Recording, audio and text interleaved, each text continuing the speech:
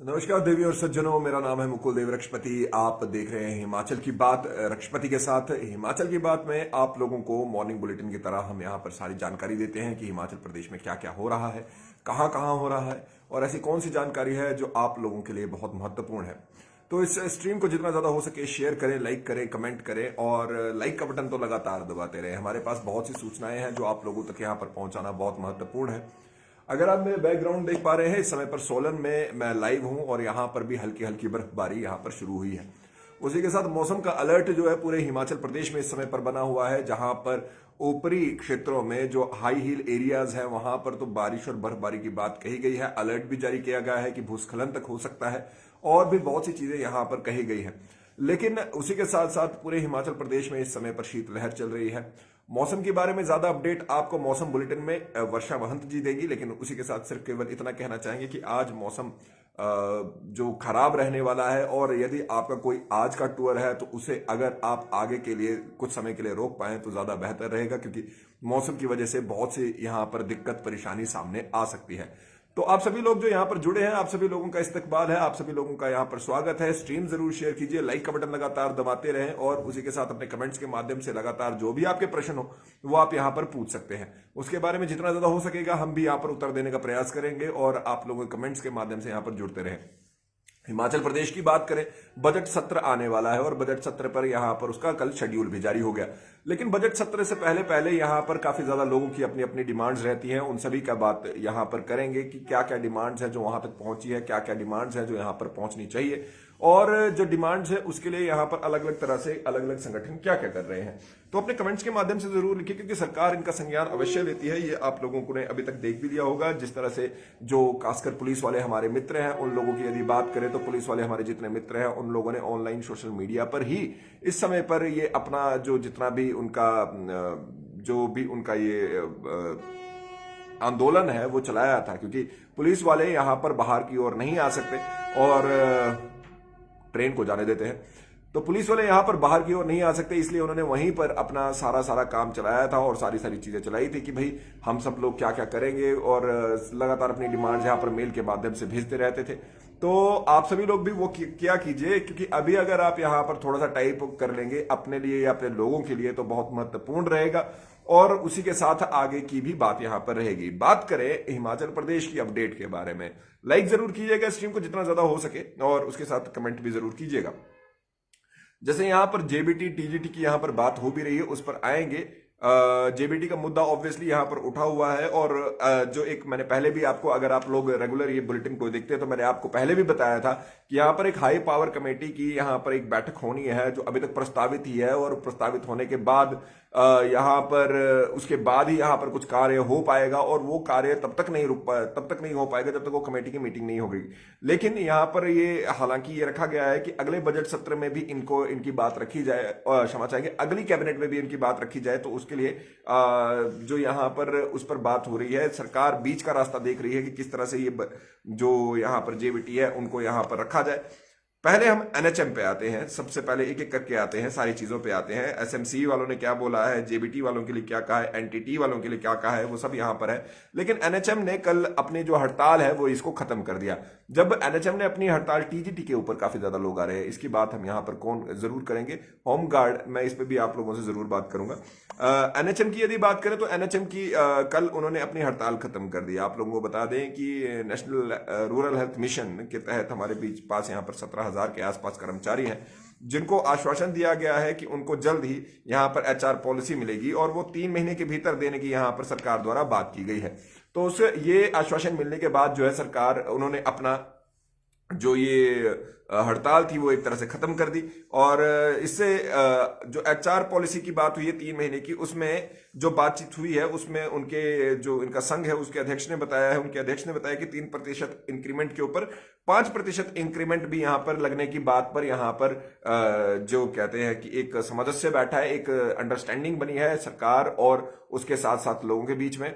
Stream जरूर share कीजिए जितना ज्यादा हो सके और लाइक का बटन लगातार दबाते रहे। आपके प्रश्नों पर आएंगे, लेकिन पहले जो रेगुलर बुलेटिन है वो बता दूं मैं आपको। तो वो 3% प्लस 5%, 3% इंक्रीमेंट के ऊपर 5% इंक्रीमेंट मिलने की बात है। अगर ये होता है तो आपको बता दें 5 से 15 हजार रुपए जो लिपिक से लेकर अधिकारी है उसको यहां पर उसका फायदा मिलेगा।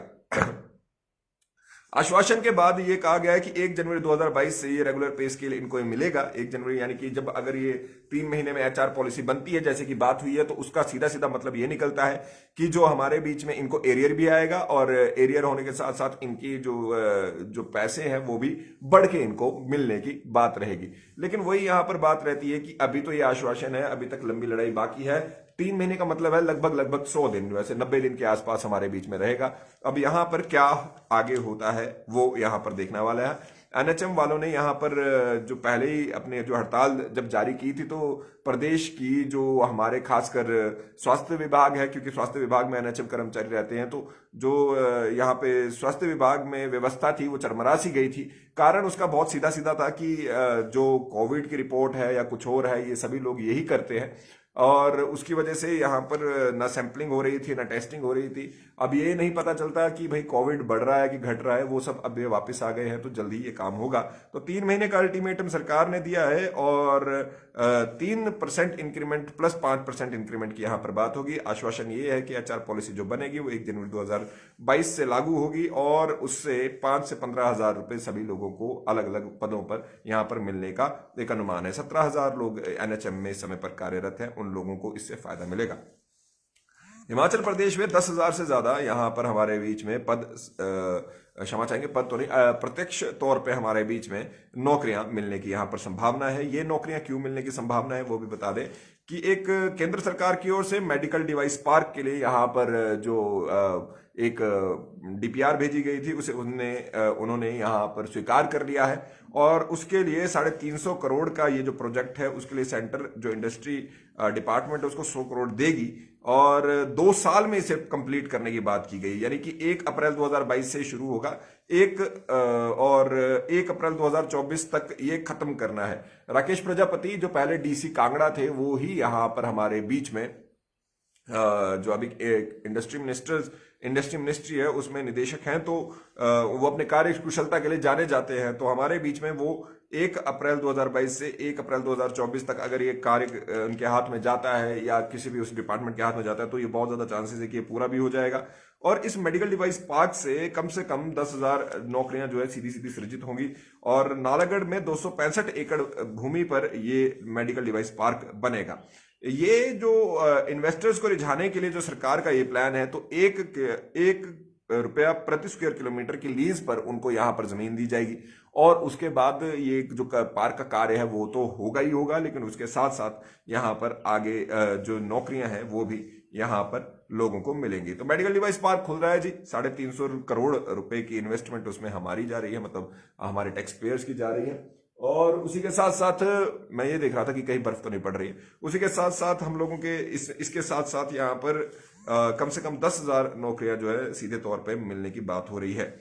265 एकड़ भूमि नालागढ़ में चयनित की जाएगी जहां पर ये बनेगा। उसी के साथ सेना में जो भर्ती होने वाले जवान थे जिनको यहाँ पर सेना में भर्ती होना चाहते थे उन लोगों के लिए यहाँ पर बात करें तो उनमें हमीरपुर ऊना बिलासपुर के युवाओं के लिए 5 से 20 फरवरी के बीच में रखी गई भर्ती इस समय पर कैंसिल या स्थगित कर दी गई है, पोस्टपोन कर दी गई है और नई डेट्स इस पर जल्दी आएंगी।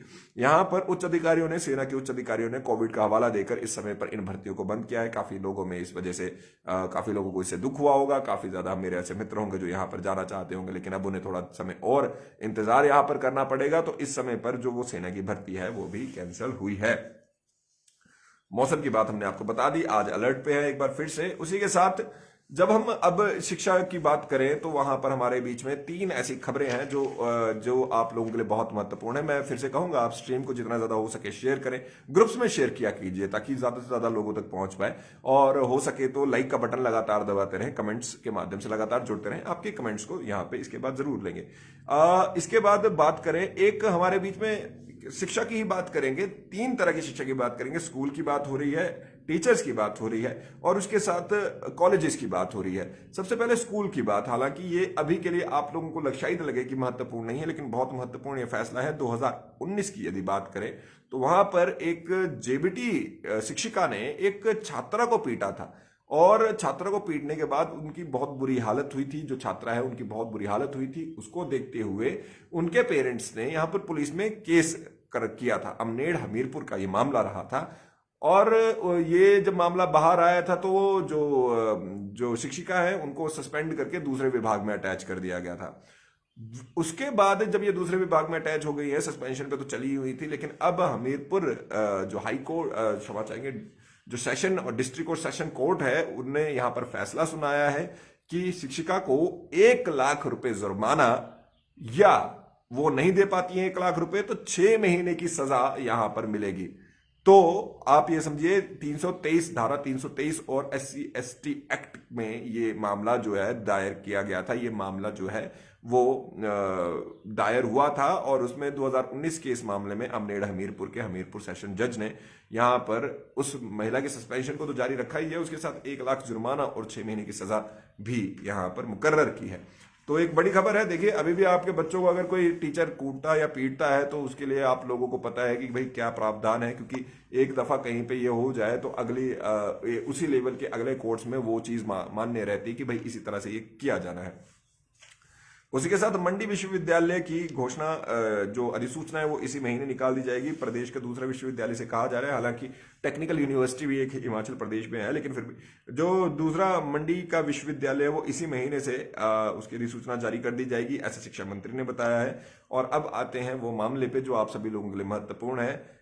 एसएमसी की बात करें तो कल एसएमसी जो संघ है उन्होंने एक प्रेस कॉन्फ्रेंस यहां पर की, और प्रेस कॉन्फ्रेंस यहां पर की और उसके बाद उन्होंने क्या कहा वो सुनिए। उन्होंने कहा कि अगर सरकार 13 फरवरी तक उनकी डिमांड पूरी नहीं करती है तो वो 14 से, और ध्यान से सुनिएगा, वो 14 से परिवार के साथ यहां पर प्रदर्शन पर उतर आएंगे। जी हां, यहां पर 13 फरवरी तक अगर सरकार एसएमसी की डिमांड नहीं सुनती है, एसएमसी समझिए आप, हर साल इनका कॉन्ट्रैक्ट बनता है, मार्च टू मार्च चलता है एक तरह से, 1 साल का, और उसके बाद ये नहीं पता कि अगली बारी का बनेगा नहीं बनेगा। तो यहां पर एसएमसी के लिए, यहां पर एसएमसी वालों ने कहा है कि हमारे लिए पॉलिसी बनाई या रेगुलराइज किया जाए, कुछ भी यहां पर किया जाए। तो 13 फरवरी तक उन्होंने अपने ये कहा है कि हमारे लिए डिमांड जो है अगर हमारी नहीं मानी गई तो हम 14 फरवरी वैलेंटाइंस डे के दिन से परिवार समेत यहां पर प्रदर्शन पे उतर आएंगे। प्रदर्शन ओक ओवर या सेक्रेटरिएट को घेरने का इनका रहेगा, सीएम आवास को घेरने का रहेगा, या फिर जो सेक्रेटरिएट है, प्रदेश सचिवालय है, उसको घेरने का रहेगा। और पॉलिसी और मानदेय की इनकी बात, यहां पर जो डिमांड है वो लगातार बनी हुई है, और अब इन्होंने यहां पर उसके साथ उसके बारे में बात की है कि भाई ये किया जाए। जिस तरह से एनएचएम की यहां पर हड़ताल खत्म करवाई गई है और उनके आश्वासन दिया गया है, उसी तरह एसएमसी को भी ये कहा गया है, लेकिन कोई भी पॉलिसी बनने में समय तो लगता ही है। बात करें, सरकार ने यहां पर इसी एसएमसी को लेकर, एनटीटी को लेकर, जेबीटी को लेकर, जेबीटी की भर्तियां जो है, जो स्टे है उसको लेकर, उसके साथ यहां पर जो मल्टीटास्कर भर्तियां हैं उन सभी को लेकर यहां पर बात की है। सरकार के अनुसार एनटीटी की तो इसी महीने ही यहां पर भर्तियां होनी है, लेकिन उससे पहले एनटीटी के लिए यहां पर डिप्लोमा चेक करना उनका महत्वपूर्ण है कि कहां से उन्होंने किया है। अगर उन्होंने किसी सही जगह से किया है तभी एनटीटी वाला किसी ऐसी जगह से नहीं किया हो जो मान्यता प्राप्त नहीं है तो उन्हें वहां पर भर्ती नहीं दी जाएगी, लेकिन उसके साथ सभी का डिप्लोमा और उनके जो वो है दस्तावेज है वो मंगवाए गए हैं। जो एक ड्राफ्ट उसके लिए तैयार किया जा रहा है, लेकिन उसे ड्राफ्ट, जो तैयार ड्राफ्ट है उसको हाई लेवल मीटिंग में यहाँ पर रखा जाएगा और फरवरी के भीतर ही एनटीटी की यहाँ पर जो है भर्ती होने की बात हो रही है। शिक्षक महासंघ जो यहाँ पर बना हुआ है उसकी सरकार के साथ एक हाई लेवल बैठक यहाँ पर प्रस्तावित है, जिसमें जेबीटी के ऊपर मुद्दा जो है उस पर भी बात होनी है, लेकिन वो जो ये हाई लेवल मीटिंग है वो लगातार हो नहीं पा रही। उस वजह से यहाँ पर जो मुसीबत है वो यहाँ पर बनी हुई है, क्योंकि जेबीटी या फिर बाकी सब लोग जो हैं वो सभी यहाँ पर चाह रहे हैं कि जल्दी जल्दी वो हो।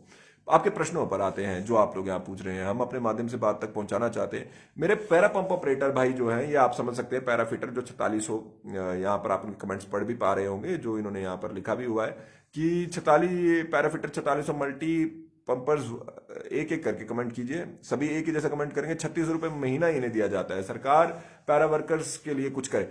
आप लोगों को उम्मीद करते हैं कि आप लोग भी यहाँ पर सरकार के द्वार गए होंगे, मुख्यमंत्री से जरूर मिले होंगे। उम्मीद है कि आप लोग, जैसे इनकी डिमांड भी काफी समय से ये चल रही है, क्योंकि 36 रुपए महीने में किसका घर चलता है, सीधी सी बात है। बात तो इनकी बिल्कुल सही है। और उसके साथ साथ यहाँ पर ये बड़ी बात रहती है कि लगातार ये भी डिमांड उठाते रहे हैं। कितने लोग हैं आप पूरा एक बार यहाँ पर कमेंट्स के माध्यम से बता दीजिए। सर करणामूलक क्लास 4 नोटिफिकेशन तो हो गई, पर